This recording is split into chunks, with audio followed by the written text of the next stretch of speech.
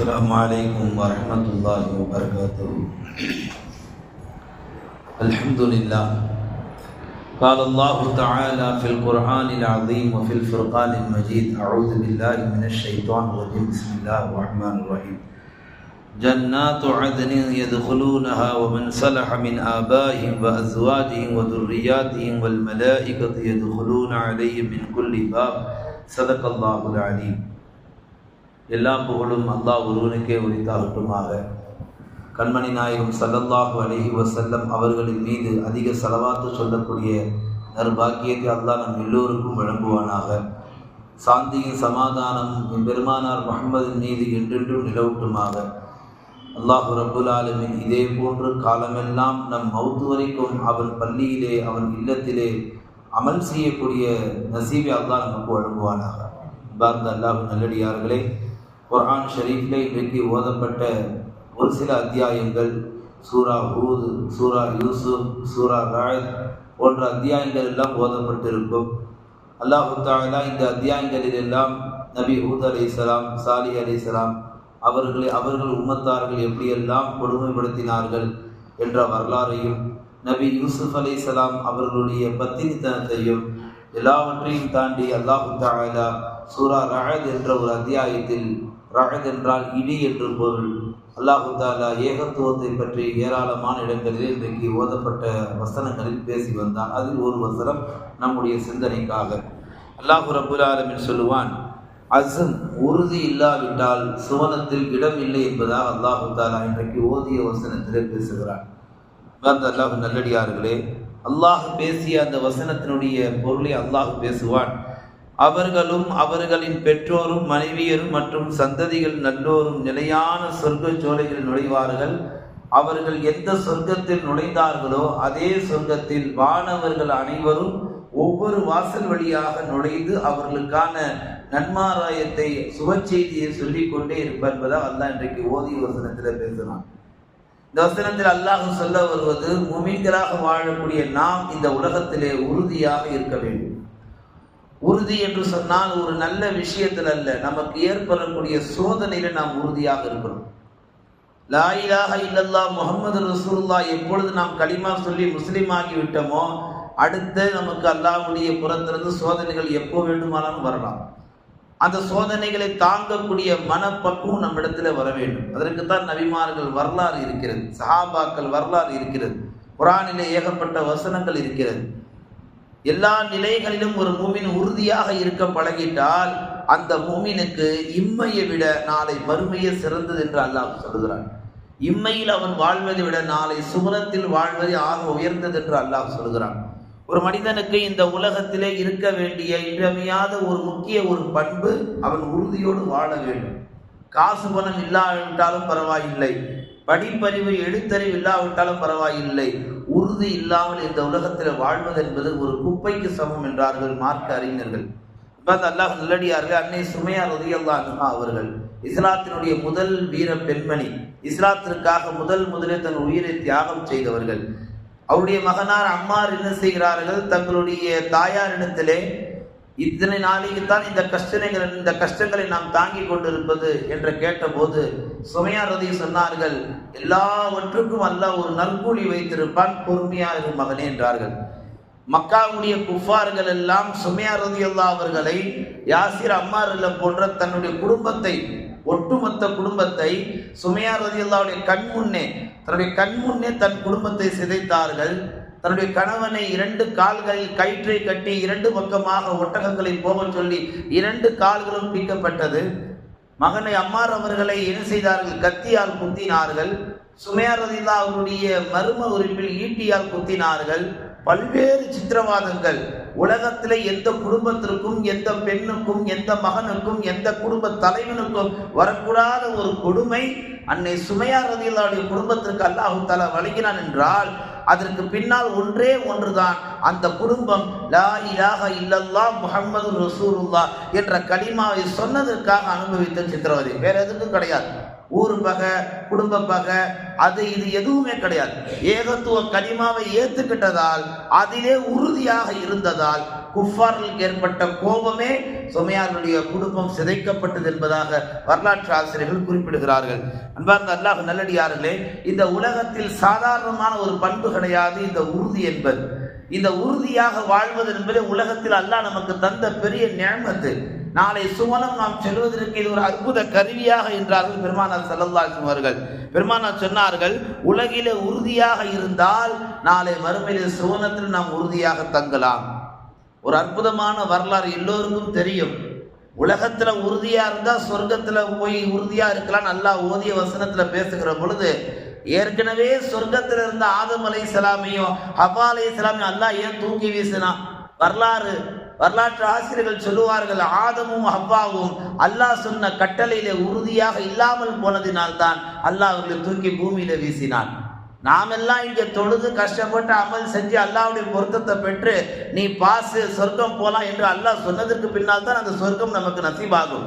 உலகத்திற்கு வரவில்லை, சஜிதா செய்யவில்லை, அல்லாஹ்வுடைய பிரச்சாரத்தை முன்வைக்கவில்லை. அல்லாஹ்வாக சொர்க்கத்திலே ஒரு பிராணிட்டை படைக்கிறான். அங்கேயே ஆதம் அலைஹிஸ்ஸலாமுடைய விலா எலும்பிலிருந்து ஹவ்வாவை படைக்கிறான். படைத்ததின் நோக்கம் 2 பேரும் சொர்க்கத்திலே வச்சிருக்கின்ற நோக்கம்தான். மனித இன பெருக்கமே 2 பேர் உலகத்துக்கு வந்ததுக்கு பின்னால்தான் இவ்வளவு பெரிய மனிதர்கள் உருவானார்கள். அல்லாஹ்வுடைய நோக்கம் ஆதம் ஹவ்வா மட்டும்தான். ஆனால் அல்லாஹ் படைத்த நோக்கம் என்ன? சுவனத்தில் 2 பேரும் என்னுடைய சொல்லை மதித்து இருக்க வேண்டும். அல்லாஹ் என்ன பெரிய கட்டளை போட்டான்? 5 வேளை தொழ சொன்னானா சொர்க்கத்துல? இல்ல நோன்பு வைக்க சொன்னானா? இல்ல சொர்க்கத்தை சுத்தம் செய்ய சொன்னானா?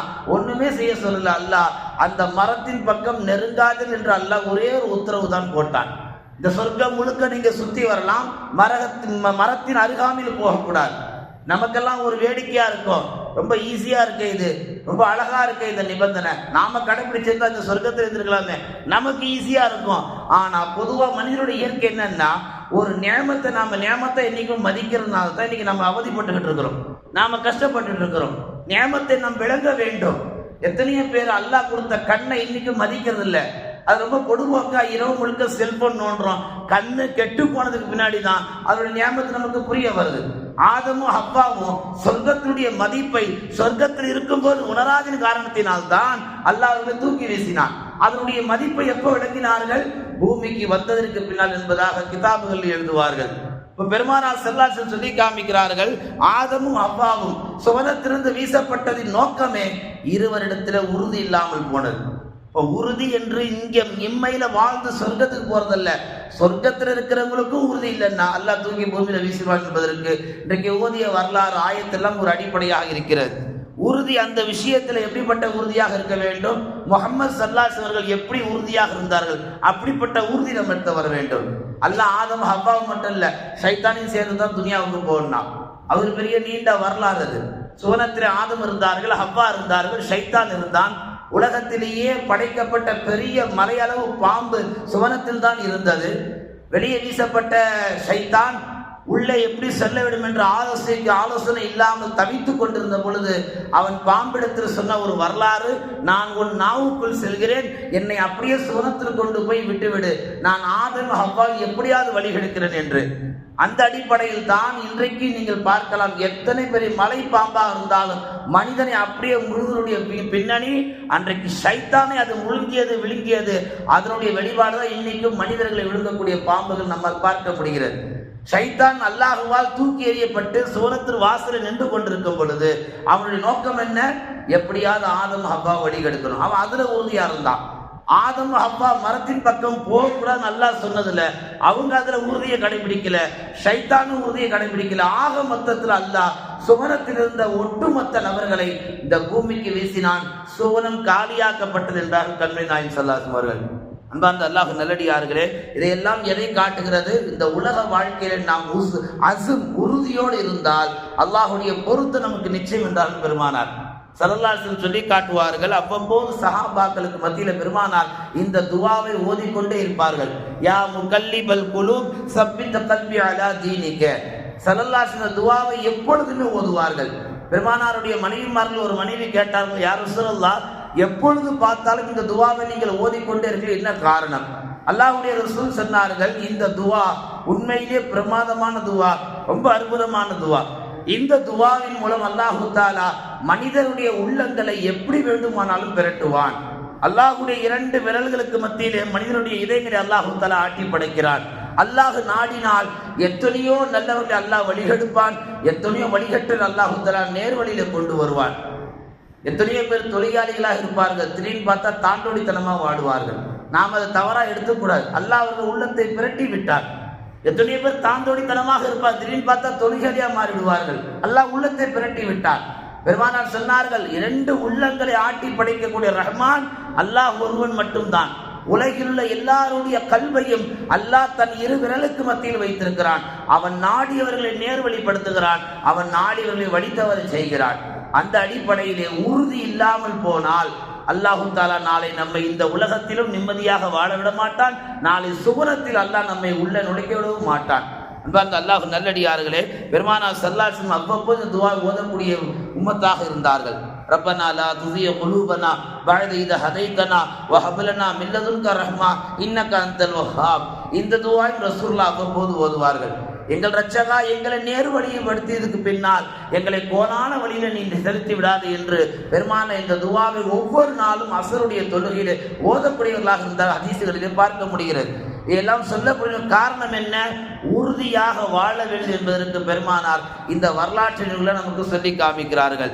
அன்னலா என்று சொல்லக்கூடிய ஒரு சஹாபி திடீர்னு என்ன செய்யறாங்க, வீட்டுல இருந்து வேகமா தலை தெரிச்சு ஓடி வர்றாங்க மதீனாவுடைய வீதிகள்ல.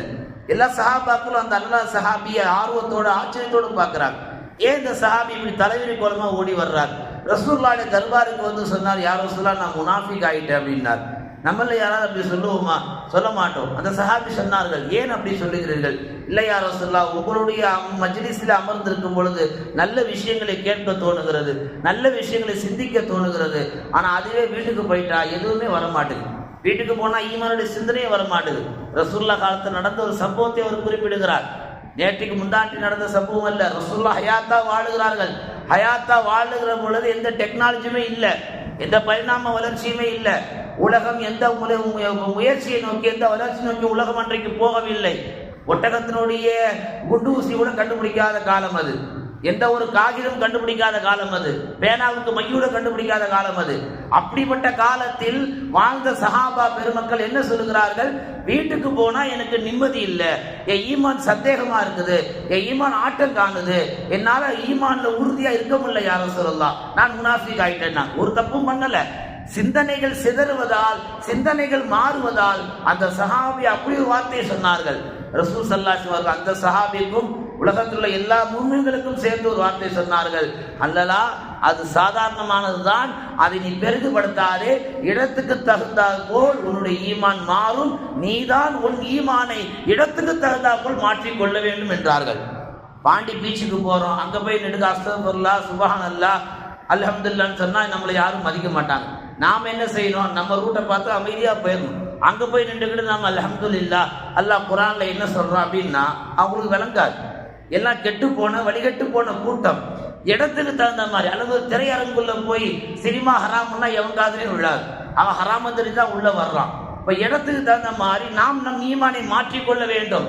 அந்த இடத்துல நாம் போய் நின்று நாம் தவறு செய்யாவிட்டாலும் நாம் உறுதியாக இருக்க வேண்டும். யா அல்லாஹ் என்னை இந்த தவறுன்னு தூரமாக்கிடு. அன்னலா சஹாபி அதைத்தான் சொன்னார்கள், யார் ரசூலுல்லாஹ் என் ஈமான் ஆட்டம் காணுகிறது. ரசூலுல்லாஹ் சொன்னார்கள், நீங்கள் உறுதியாக இருந்தால் உங்கள் ஈமானை யாராலும் அசைக்க முடியாது. நாளை சுவனத்தில் நாம் பிரவேசிக்க வேண்டும் என்றால் உறுதி இருந்தால் தான் சொர்க்கத்திற்குள்ளே அல்லாஹ் நம்மளை அனுமதிப்பான் என்பதாக இன்றைக்கு ஓதிய வசனத்தில் அல்லாஹ் குறிப்பிடுகிறான். இன்றைக்கு நாம பார்க்கிறோம், இன்றைக்கு நடக்கிற போருக்கும் அன்றைக்கு நடந்த போருக்கும் ஏராளமான வித்தியாசம் இருக்கு. இன்னைக்கு எவன் எங்க அடிக்கிறானே தெரியல, மறைஞ்சிருந்து அடிக்கிறான். ஆனா ஆரம்ப காலத்துல ரசூலுல்லாஹ் காலத்துல போர்லாம் எப்படி நடக்கும் கேட்டீங்கன்னா நேருக்கு நேரா நடக்கும். இந்த பக்கம் சஹாபாக்கள், அந்த பக்கம் குஃபார்கள், நேருக்கு நேர் எதிரி நிற்பார்கள். அந்த பக்கம் எதிரிகிட்ட எல்லா பலமும் இருக்கும், சஹாபாக்கிட்ட எந்த பலமும் இருக்காது. உடல் பலம் கூட இல்லை, ஆயுத பலம் இல்லை, எந்த பின்பலமும் இல்லை. ஒன்னே ஒன்று இருந்தது, லா இலாஹ இல்லல்லாஹ் முஹம்மது ரசூலுல்லாஹ். அதை ஒட்டி இன்னொன்று இருந்தது, உறுதி. கண்டிப்பாக வெல்லுவோம், அல்லாஹ் உதவி செய்வான் என்ற அந்த உறுதிதான் சஹாபா பெருமக்களை எல்லா போர்களிலும் வென்றெடுக்க முடிந்தது. சஹாபாக்களை ரசூல் ஸல்லல்லாஹு அலைஹி வஸல்லம் இதை சொல்லிதான் ஆர்வப்படுத்துவார்கள். நீங்கள் எத்தனை போர்களில் உறுதியாக நின்றீர்களோ அதே உறுதியோடு உங்கள் மௌத்து வரைக்கும் வாழுங்கள். சஹாபாக்களுக்கு ரசூலுல்லாஹ் இப்படியெல்லாம் உபதேசம் பண்ணுவாங்க. ஒரு சஹாபி வந்து கேட்பாங்க, யார் ரசூலுல்லாஹ் நீங்க ஏதாவது உபதேசம் பண்ணுங்க. ரசூலுல்லாஹ் சொன்னாங்க, நீ யாரையும் திட்டாத அப்படின்னுவான். ஒரே வார்த்தை, நான் யாரையும் திட்டாது. அந்த சஹாபி வாழ்நாள் முழுக்க மௌத்து வரைக்கும் யாரையுமே திட்டினதில்லை. வரலாற்றுல ஹதீஸுகளை பார்க்க முடியும். நம்மெல்லாம் அப்படி கிடையாதுல்ல, பேசுறேன்னா கேட்குற நீங்க இங்க வேணா அமைதியா சூஃபியா சுல்தானா அவுலியாக்கெல்லாம் பேசலாம் கேட்கலாம். ஆனா நம்ம சொந்த வாழ்க்கையில நாளைக்கே ஏதாவது ஒரு சடனா ஒரு இன்சிடென்ட் நடக்குது அப்படின்னா நம்மளை அறியாமல நாம என்ன செய்வோம், நம்மளுடைய நாவுகள்ல ஒரு வார்த்தை வந்துடும். இதுதான் யதார்த்தம், இயற்கை. ஆனா சஹாபாக்கள் ரசூலுல்லாஹி ஸல்லல்லாஹு அலைஹி வஸல்லம் சொல்லிவிட்டார் என்று சொன்னால் அதை மௌத்து வரைக்கும் உறுதியாக கடைபிடிப்பார். அந்த உறுதி தான் நம்மிடத்தில் வர வேண்டும் என்று அல்லாஹ் இன்றைக்கு ஓதிய வசனத்தில் பேசுகிறான். சில சஹாபாக்கள் கேட்ப, யாரும் சொல்லுங்க, ஏதாவது உதவி செய்யுங்க, உபதேசம் செய்யுங்க. ரசூல் ஸல்லல்லாஹு அலைஹி வஸல்லம் சொல்லுவார்கள், நீ கோவப்படாது என்று சொல்வார்கள். கடைசி வரைக்கும் மௌத்து வரைக்கும் கோவமே பட மாட்டான். வரலாற்றில் எழுதுறாங்க, மௌத்து வரைக்கும் சஹாபாக்கள் கோவமே பட்டதில்லை, யார் என்ன பேசினால். ஆனா நம்ம அப்படி கிடையாது. நம்மள குடும்பத்திலேயே நம்ம மனைவியை, நம்ம பெற்ற பிள்ளைங்களை நம்ம சமயங்கள்ல ஒரு கட்டத்துல மதிக்கலைன்னா நமக்கு எவ்வளவு தலைக்கு மேல சர்ன்னு கோவம் வருது. சஹாபா பெருமக்கள் ரசூலுல்லாஹ்ட்ட எந்த உபதேசம் கேட்டாலும் எந்த நசியத்தை பெற்றாலும் அதில உறுதியாக இருந்த என்பதுதான் பெருமானார் நீங்க சொல்ல வரக்கூடிய செய்தி. நாம் எத்தனையோ பயான்களை கேட்கிறோம், எத்தனையோ ஹதீஸுகளை கேட்கிறோம். ஆனால் நம்மில் கடைபிடிக்காத ஒரு பலவீனம் என்ன? கேட்கிறவை இதை நாம் உறுதியாக செய்வோமா, இதில் நாம் உறுதியாக இருப்போமா என்ற சிந்தனை நம்மில் யாருக்கும் வருவது கிடையாது. அப்படி அந்த சிந்தனை வந்து விட்டால் ரசூலுல்லாஹி ஸல்லல்லாஹு அலைஹி வஸல்லம் சொல்கிறார்கள், உங்களுக்கு நாளை மறுமையிலே சுவனத்தில் அல்லாஹ் உயர்ந்த தரஜாவை தருவான். ஜிப்ரீல் அலைஹிஸ்ஸலாம் பெருமானார் இடத்தில் சொன்னார்கள், சஹாபாக்களுக்கு மத்தியில் அமர்ந்திருந்த பொழுது ரசூலுல்லாஹி ஸல்லல்லாஹு அலைஹி வஸல்லம் சொல்லி காமிக்கிறார்கள், இப்பொழுதுதான் ஜிப்ரீல் இடத்தில் வந்து ஒரு சம்பவத்தை சொல்லிவிட்டு போறார்கள். அல்லாஹு தஆலா முற்காலத்தில் ஒரு மனிதர் வாழ்ந்தார். நாலாபுரத்தில் அவரை சுற்றி கடல் நீர் சுற்றி இருந்தது. அந்த நாலாபுரத்தில் கடலில் சுற்றி இருந்த அந்த பகுதியில் அல்லாஹு தஆலா அவருக்கு ஒரு தனி இடத்தை தந்தான். மலை பிரதேசங்களை அவர் அல்லாஹ் வாழ வைத்தான். மலைக்கு உச்சி மேலே அவர் அமல் செய்வார். மாலை பொழுது ஆகிற பொழுது மலை விட்டு கீழே இறங்குவார். மாதுளை பழத்தை சாறு பிழிஞ்சு ஜூஸ் குடிப்பார். தண்ணீரை கொஞ்சம் அருந்துவார், கொஞ்சம் ஓய்வெடுப்பார். மீண்டும் மலைக்கு மேல் ஏறி அமல் செய்ய தொடங்குவார். இப்படி 500 வருஷம் அந்த மனிதர் அமல் செய்தார். யார் ரசூலுல்லாஹ் என்று ஜிப்ரீல் சொன்னார்கள். ரசூல் ஸல்லல்லாஹு அலைஹி வஸல்லம் ஆச்சரியமா கேட்டார், 500 வருஷமா? 500 வருஷம் ஒருவர் இப்படி அமல் செய்தாராம். யாரால முடிந்ததே? ஒரு கட்டத்தில் அவர் என்ன அல்லாஹ்ட்ட வசிய செஞ்சார்னா, யா அல்லாஹ், நான் மௌத்தா போகும் பொழுது என்னை சஜிதா நிலையில் நீ மௌத்தாக்க செய், அது என்னுடைய ஆசை. அல்லாஹ் அப்படியே என்ன செய்தான், அவர் சஜிதால இருக்கிற ரூஹை எடுத்தான். மறுமை நாளில் அல்லாஹு தஆலா எல்லா மனிதர்களுக்கு மத்தியில் நிற்க வைக்கின்ற போது அவளையும் அல்லாஹ் நிற்க வைப்பான். நிற்க வைத்து சொல்லுவான், 500 ஆண்டு காலம் அமல் செய்த நீ என் அருளை கொண்டு சொர்க்கம் செல் என்று அல்லாஹ் சொல்லும் பொழுது வாயை மூடிக்கிட்டு பேசாம போக வேண்டியது தானே? அதுதான் இல்லையே. நம்ம ஒரு விஷயம் கொடுத்தாக்கா அதுல ஏன் ஏது ஆராய்ச்சி ஆய்வு, அதனால தான் எல்லாத்திலும் பின்தங்கி இருக்கிறோம். இப்போ அந்த மனிதர் கேட்டார், நான் 500 வருஷம் அமல் செஞ்சிருக்கிறேன், நீ அந்த அமலை கொண்டு சுவனம் போ என்றுதான் நீ சொல்லுவேன் நான் நினைத்தேன். நீ என்ன உன் அருளை கொண்டு போய் என்று சொல்கிறாய்? உன் அருளை விட நான் செய்த 500 வருஷம் அமல் எங்கே என்று அல்லாஹ்ட்ட கேட்கிறார். அல்லாஹ் இந்த கேள்வி கேட்டால் அல்லாஹ் சும்மா இருப்பானா? அல்லாஹ் என்ன செய்தான்? அது இதில் வரக்கூடிய செய்தி. அல்லாஹ் சொன்னான், அந்த மனிதரை அப்படியே முகம் குப்புற நரகத்துக்கு இழுத்து போகணும். கொஞ்ச நேரத்துக்கு முன்னாடி சொர்க்கத்துக்கு போங்கன்னு சொன்ன அல்லாஹுடைய சொல், அதே அடுத்த கணம் அவரை நரகத்திற்கு இழுத்து செல்லுங்கள். அவர் நரகத்திற்கு போற வழியில கதறாரு, கத்துறாரு, என்னை மன்னித்துக் கொள்ளியா அல்லாஹ், நான் தெரியாம சொல்லிட்டேன், திரும்ப கூட்டிட்டு வா. அல்லாஹ் முன்னால் நிற்க வைத்தான். அல்லாஹ் கேட்டான், எந்த அடிப்படையிலே உன் அமலை கொண்டு நான் உனக்கு சுவனம் செல்ல வைப்பது? எந்த அடிப்படையில நீ கேட்கிறாய்? அப்பொழுது அந்த அடியான் சொன்னான், நான் 500 வருஷம் அமல் செஞ்சனையா அல்லாஹ். மலக்குகள்கிட்ட அல்லாஹ் சொல்லுவான், 500 அப்பத்துல பெனாத்திலே இருக்கிறார், அந்த 500 வருஷத்துக்கு கணக்கெடுங்கன்னுவான் அல்லாஹ் மலக்குமார்கள்ட்ட. அல்லாஹ் கணக்கெடுக்க சொல்லணும். மலக்குமார்கள் சொல்லுவார்கள், நீ கொடுத்த 2 கண்ணுக்கு அந்த 500 வருஷம் சரியா போச்சியா அல்லாஹ் அப்படின்வார். இதுல இன்னொரு செய்தி அடங்கி இருக்கு. இந்த 2 கண்ணு நியமத்துக்கு நம்ம அல்லாஹ்க்கு பதில் ஈடு செய்யணும்னா 500 அல்லாஹ் சொன்ன ஒரு கணக்கு, அதுக்கு மேலேயும் தேவைப்படும். இருந்தாலும் ஒருவரால் 500 வருஷம் வாழ முடியாது. அப்படியும் அல்லாஹ் வாழ வைத்தால் அவர் செய்த அந்த 500 ஆண்டு கால நன்மை அல்லாஹ் தந்த கண்களுக்கு சரியாகிவிட்டது என்று அல்லாஹ் குறிப்பிடுகிறான். என்றால் உடம்புல கண்ணு மட்டமா இருக்குது, எத்தனையோ உறுப்புகள் இருக்கு. அப்ப அதற்கெல்லாம் அல்லாஹ் கேட்பான், வேற ஏதாவது நன்மை இருக்கா? ஒரு நன்மையும் கிடையாது, எடுத்துட்டு போங்க நரகத்துக்கு. இப்ப அல்லாஹ் சொல்லுவான், இதெல்லாம் எப்படி உனக்கு கிடைத்தது? உனக்கு பார்வை கிடைத்தது, உனக்கு உயிர் கிடைத்தது, 500 ஆண்டு காலம் அமல் செய்யக்கூடிய நசீபு கிடைத்தது. இதெல்லாம் எதனால்? என் அருளால். நான் செய்த அருளால் தான் இவ்வளவு பெரிய பாக்கியம் நீ அடைந்தாய். அந்த அடிப்படையில் தான் சொல்லுகிறேன், என் அருளை கொண்டு சூனம் சொல், உன் அமலை வைத்து இங்கே ஒன்றும் ஆட்ட முடியாது. நல்ல அழகா தெளிவா சொல்லிட்டான்.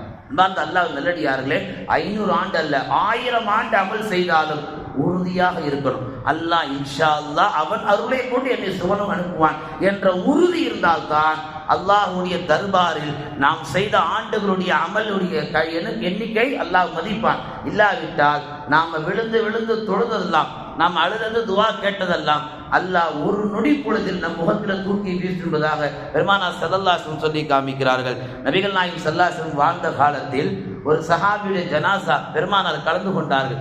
போருக்கு போன சஹாபி, திருமணமான புதுசு, மறுநாளே ஷஹீதாயிட்டார். அந்த சஹாபியை நபிகள் நாயகம் ஸல்லல்லாஹு அலைஹி வஸல்லம் என்ன செய்கிறார்கள், கஃனிடுவதற்காக தூக்குகிறார்கள்.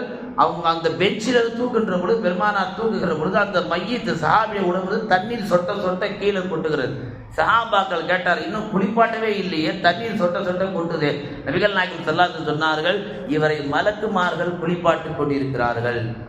அடுத்து சொன்னார்கள் சஹாபாக்கள், உமர்ல கேட்டார்கள், யார் ரசூலல்லாஹ், ரோட்டில் யாருமே ஆள் இல்லையே, ஏன் ஸ்டெப்பை ரொம்ப பொறுமையாக வச்சு நடந்து போகிறீங்க, ரொம்ப நெருக்கடியாக இருக்கிற மாதிரி நடந்து போகிறீங்களே, நல்ல ஃப்ரீயாக நல்ல விசாலமாக நடந்து போகலாமே, ஆட்கள் தான் கம்மியாக இருக்கிறாங்களே.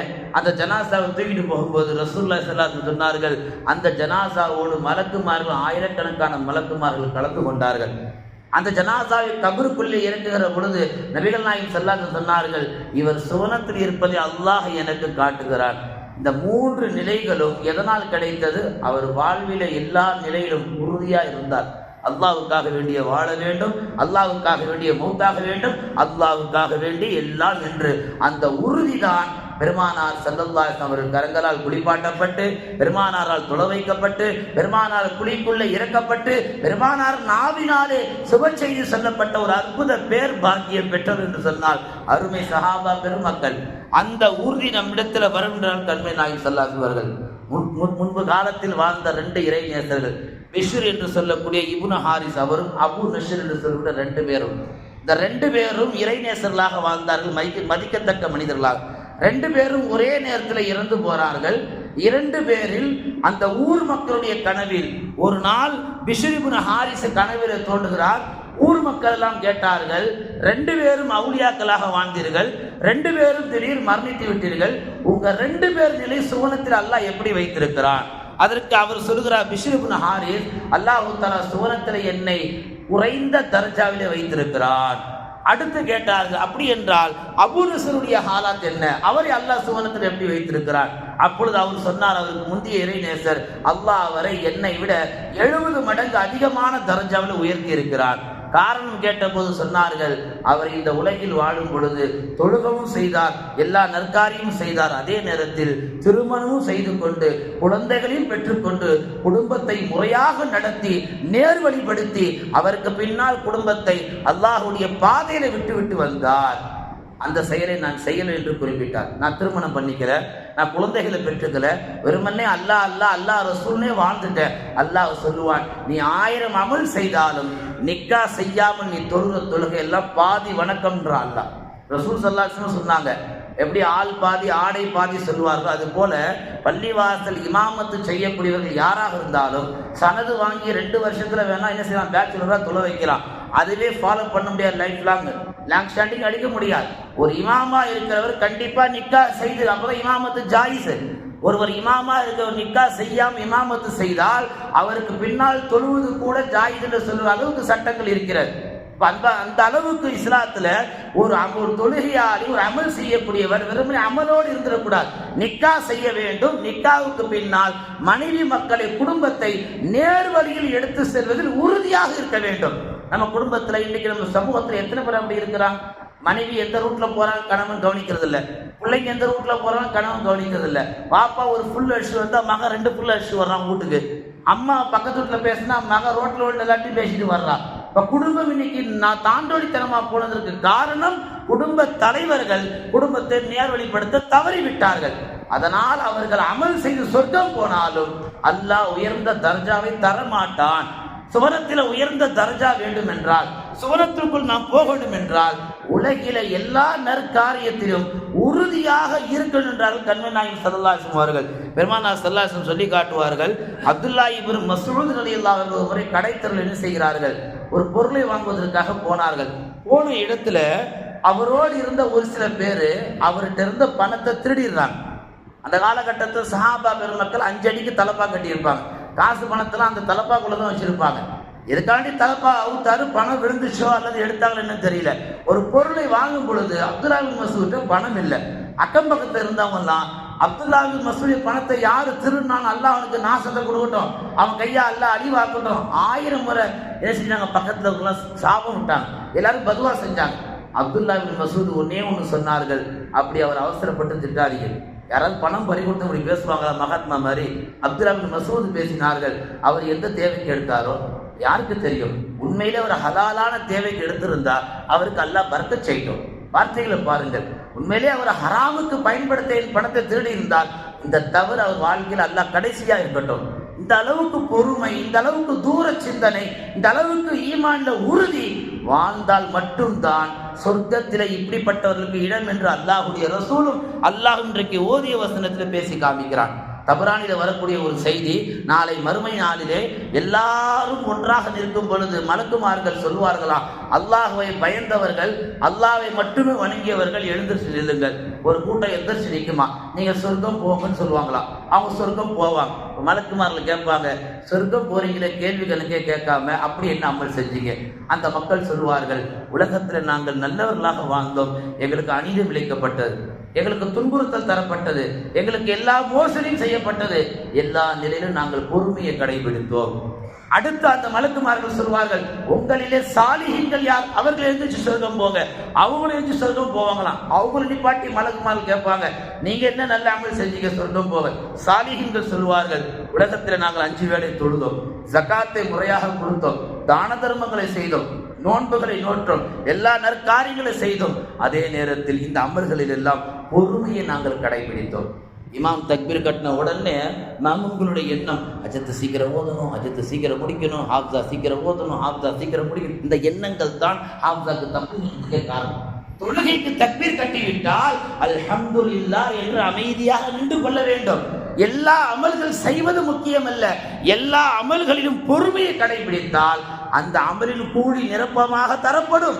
அந்த அமலில் உறுதியாக இருந்ததினால் சுவனத்திலே இடம் கிடைக்கும். இறுதியாக பெருமானார் ஒரு சஹாபி கேட்டார்கள், யா ரசூலல்லாஹ் மா அஸமன் ஜன்னா, சுவனத்தினுடைய விலை என்ன என்று கேட்டார். நபிகள் நாயகம் ஸல்லல்லாஹு அலைஹி வஸல்லம் சொன்னார்கள், சொர்க்கத்தின் விலை லா இலாஹ இல்லல்லாஹ், லா இலாஹ இல்லல்லாஹ் என்ற கலிமாவை ஓதி காமித்தார்கள். நேரம் கிடைக்கும் போதெல்லாம் நம்முடைய வாழ்க்கையில நேரங்களை ஒதுக்கி இந்த ஏகத்துவ கலிமாவை மனதால், உறுதியால், ஈமானால், பொறுமையால் நாம் தினந்தோறும் ஓதி வந்தால் அல்லாஹ் அந்த கலிமாவை கொண்டு நமக்கு சுவனத்தில் இடம் தருவான் என்பதையும் இந்த ஹதீஸ்ல பெருமானார் குறிப்பிடுகிறார்கள். எல்லாம் வல்ல அல்லாஹு தஆலா வாழும் காலமெல்லாம் நல்ல காரியங்களில், நல்ல அமல்களில், உலக வாழ்க்கையில், இம்மை மறுமை சார்ந்த அனைத்து நிலைகளிலும் நம்மை உறுதியாக வாழ வைப்பானாக.